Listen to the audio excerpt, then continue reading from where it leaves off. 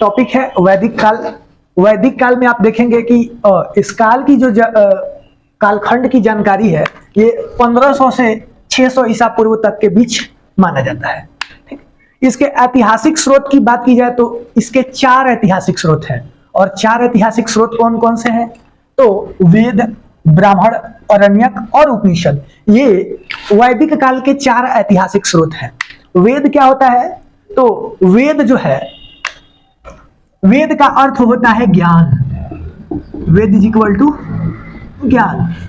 एक वेद का शाब्दिक अर्थ ही होता है ज्ञान, और वेद जो है विश्व की ऐसी रचना है जिसमें सारे वैश्विक ज्ञान समाहित है।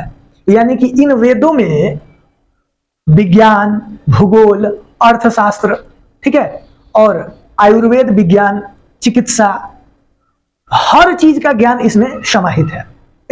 वेद की बात की जाए तो वेदों की संख्या 4 है, ऋग्वेद, सामवेद, यजुर्वेद और अथर्ववेद। इसको हम लोग आगे देखेंगे। अभी हम लोग देखेंगे इस काल के ऐतिहासिक स्रोत में वेद के बाद ब्राह्मण को। ठीक, ब्राह्मण वेदों के गद्य रूप में व्याख्या वाला खंड है। ये जो वेद है, इनके गद्य रूप में व्याख्या वाला जो खंड है उसे ब्राह्मण कहा जाता है। अब एक टर्म है यहाँ पे गद्य, तो आप लोग हिंदी व्याकरण में आप लोग जब पढ़ते होंगे तो वहां सुने होंगे गद्य और पद्य, 2 शब्द। तो हम लोग इसको भी जान लेते हैं, गद्य क्या होता है और पद्य क्या होता है। गद्य का मतलब होता है विचारों का सरलतम रूप।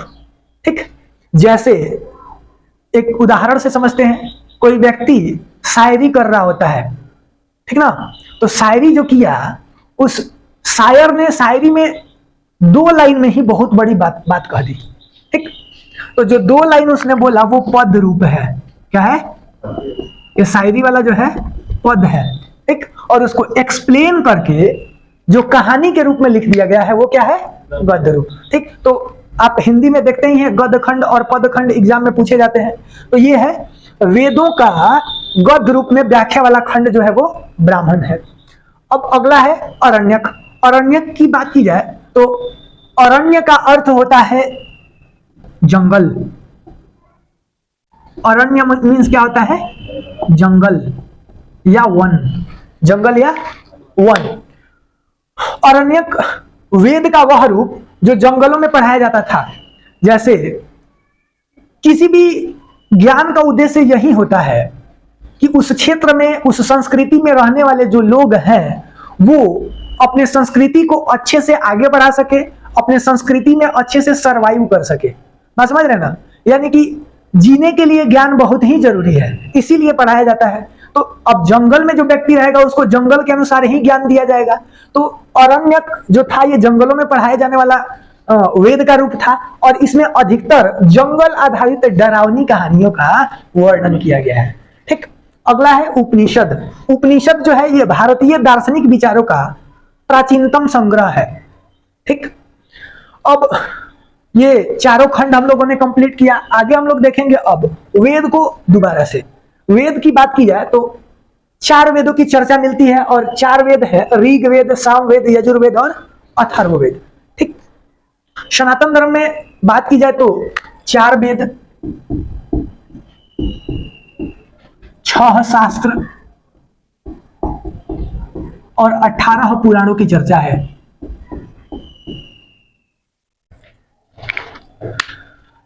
और ये 4 वेद, 6 शास्त्र और 18 पुराण दुनिया के सभी ज्ञान को अपने अंदर समाहित करते हैं। आज हम लोग इन वेदों, शास्त्रों और पुराणों को छोड़कर यूरोपियन कल्चर के तरफ आगे बढ़ रहे हैं और यूरोपियन कल्चर को अपना रहे हैं। इन वेद, शास्त्र और पुराणों में इतना ज्ञान समाहित है जो पूरे विश्व ही नहीं, ये भूभाग ही नहीं, पूरे ब्रह्मांड के ज्ञान को समाहित किए हुआ है। तो ये वेद, शास्त्र और पुराण अपने आप में बड़ा महत्व रखते हैं। हालांकि आज के ट्रेडिशन में इसका महत्व घट रहा है। यूरोपियन कल्चर से मुझे याद आया, अभी हाल ही में एक चीज की चर्चा चल रही है और भारत में भी उसको लागू करने की बात की जा रही थी। हालांकि इसको खारिज कर दिया गया है केंद्र सरकार द्वारा। ये क्या चीज है? तो समलैंगिक विवाह।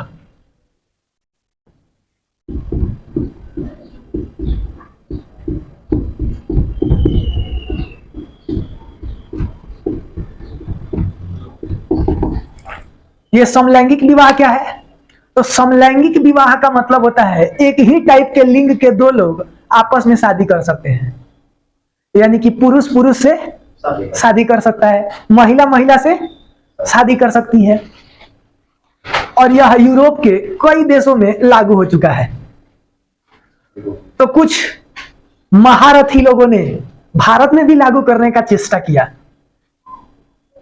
लेकिन केंद्र सरकार ने इसे खारिज कर दिया।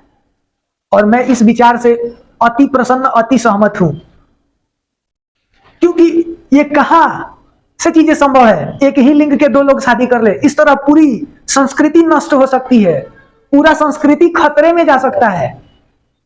भारत की जो संस्कृति है उसकी अपनी पहचान है। हम लोग यूरोपियन कल्चर के पीछे भाग रहे हैं। Jeans, shirt, tie, half pant, T shirt, कुछ भी पहन के कहीं भी चल दो। संस्कृति में जो चीजें पुरानी बनाई गई है उसके पीछे उसका एक अपना विज्ञान छिपा हुआ है। हर चीज का कुछ ना कुछ तात्पर्य है। जो बताया गया है या जो लिखा गया है वो यूं ही नहीं लिख दिया गया है, उसके पीछे वर्षों का रिसर्च छुपा हुआ है। जो आज अलग अलग देश नए नए मिसाइल, नए नए टेक्नोलॉजी का खोज कर रहे हैं, वो वर्षों पुराना रामायण और महाभारत के कथाओं में और पुराणों में आप सुने होंगे। इस समय ब्रह्मोस मिसाइल है तो उस समय ब्रह्मास्त्र हुआ करता था। इस समय अग्नि बम है तो उस समय भी अग्नि बाण हुआ करता था।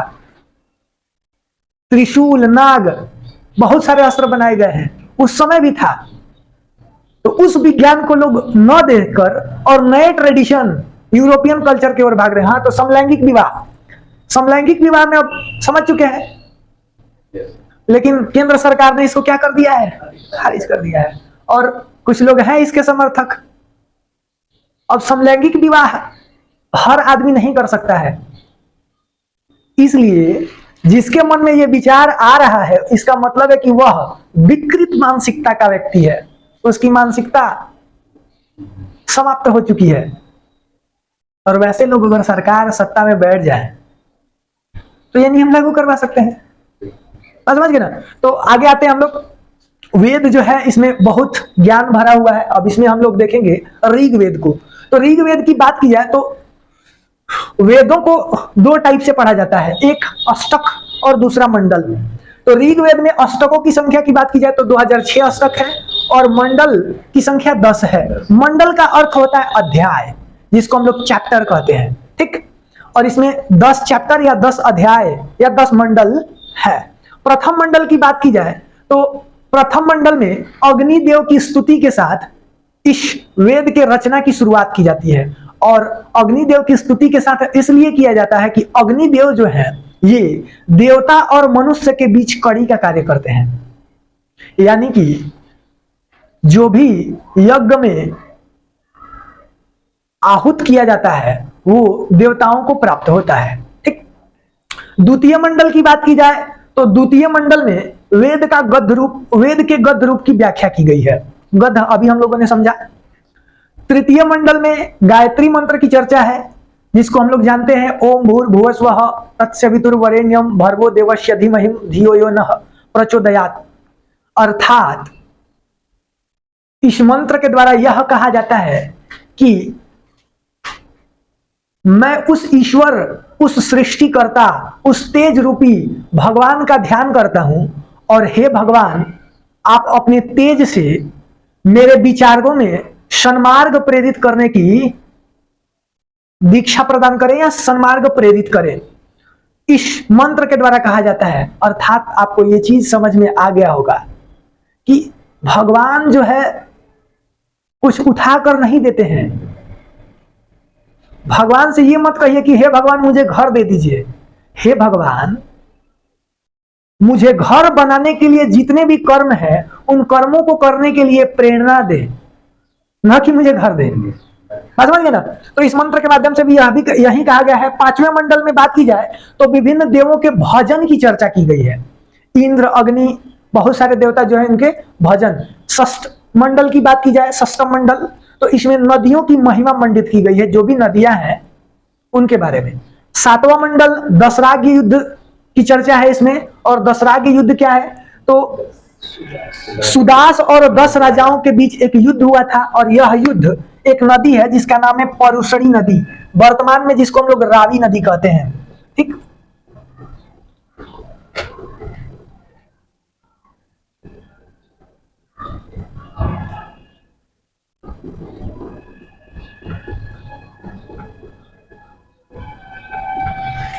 यह युद्ध जो है सुदास और 10 राजाओं के बीच हुआ था और परुषणी नदी के किनारे हुआ था, जो कि वर्तमान में रावी नदी के नाम से जाना जाता है। सुदास की बात की जाए तो सुदास भारत कबीले के सरदार थे, और ये 10 कबीलों के सरदार मिलकर इनसे युद्ध किए, परंतु 10 सरदारों ने मिलकर भी सुदास को नहीं हरा पाया। अर्थात यह अपने आप में बहुत बड़ी बात है। इसमें वीरता की चर्चा की गई है सुदास के, और कहा जाता है कुछ मान्यताओं के हिसाब से कि इसी भारत कबीले के नाम पर ही, क्योंकि ये 10 कबीले थे और इन 10 कबीलों को इन्होंने पराजित किया, तो भारत के उत्तरी भारत के कुछ क्षेत्रों पर सुदास का कब्जा हो गया। कब्जा बोले तो अब उनका राज्य स्थापित हुआ, साम्राज्य विस्तृत हुआ, और धीरे धीरे चलकर वही साम्राज्य आगे बढ़ा और उसी भारत कबीले के नाम पर भारत का नाम पड़ा। हालांकि कुछ और भी मान्यताएं हैं भारत के नाम को लेकर, जिसको हम लोग आगे के क्लासेस में देखेंगे, अलग अलग चर्चाएं हैं।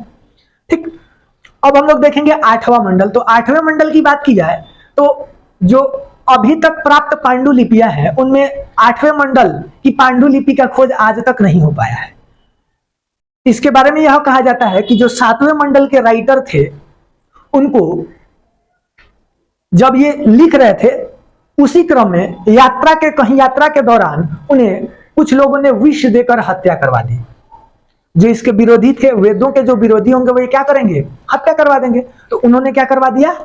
हत्या करवा दिया, जिसके कारण यह अब जो रचना है रुक जाएगा, और फिर पता नहीं 8वें मंडल के बारे में कहाँ चीजें हैं वो अभी तक जानकारी प्राप्त नहीं हुई है।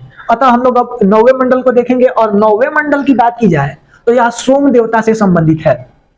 सोम अर्थात वनस्पतियों के देवता, और इसमें वनस्पति, औषधि और विभिन्न चीजों का वर्णन किया गया है। ठीक, अब आगे देखेंगे हम लोग 10वां मंडल। 10वें मंडल की बात की जाए तो 10वें मंडल में चातुष्य वर्ण व्यवस्था की चर्चा की गई है।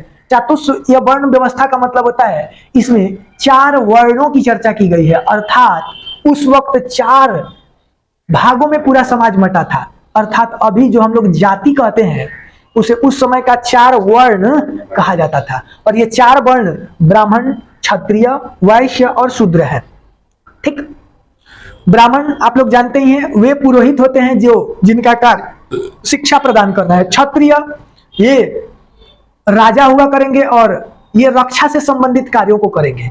वैश्य अर्थात व्यापारी, और शूद्र का मतलब होता है जो नौकर का काम करे या जो छोटे मोटे कार्यों को करे, उन्हें शूद्र कहा जाता था। ठीक, तो आज का क्लास यहीं पे समाप्त किया जाता है। इससे आगे हम लोग अगले क्लास में देखेंगे।